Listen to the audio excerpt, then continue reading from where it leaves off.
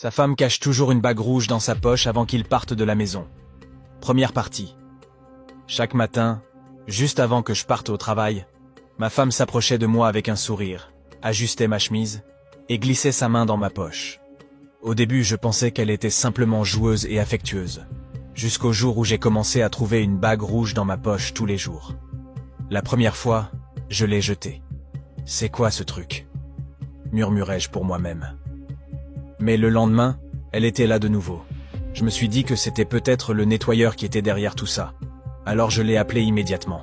« Pourquoi tu laisses toujours une bague rouge dans presque tous les vêtements que je t'envoie ?» lui ai-je demandé. Il semblait confus. « Monsieur, je ne fais pas ça. Vous me connaissez depuis plus de 5 ans, c'est la première fois qu'un client se plaint. » Je le croyais. Mais comment était-ce possible? Le 3e jour, j'ai vérifié mes vêtements attentivement avant de m'habiller. Pourtant, comme d'habitude, ma femme est venue, a ajusté mon col, puis m'a pris dans ses bras. Lorsque je suis arrivé au bureau, je l'ai ressenti de nouveau. La même bague. Cette fois, je l'ai regardée de près. Elle n'était pas ordinaire. La surface portait des marques subtiles, comme des petits symboles.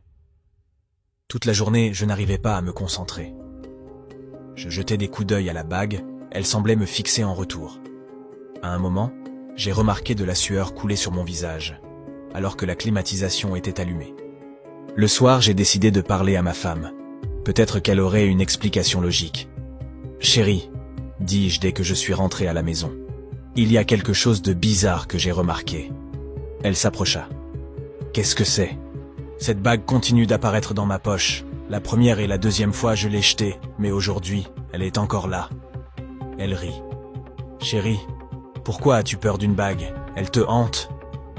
J'étais choqué qu'elle prenne ça si légèrement. « Attends, c'est toi qui la mets là ?» Elle fronça les sourcils. « Ah, Dieu m'en préserve. C'est comme ça que tu me vois? Pourquoi penses-tu ça ?» Puis, elle commença à pleurer. J'ai paniqué et je l'ai prise dans mes bras. « Non, non, je ne t'accusais pas. Je demandais juste. » Mais cette nuit-là, je n'ai pas pu dormir. Mes pensées étaient en ébullition. J'avais besoin de connaître la vérité. Alors, j'ai élaboré un plan. J'ai déchiré la poche du pantalon que je comptais porter le lendemain. Le matin, pendant que je m'habillais, j'ai remarqué un petit contenant à côté de son sac à main. Il ressemblait à une crème pour le corps, mais quelque chose à propos de lui attira mon attention. Je me suis penché pour le saisir. Soudain, elle est arrivée en courant de la salle de bain et a crié « Non, ne touche pas à ça !»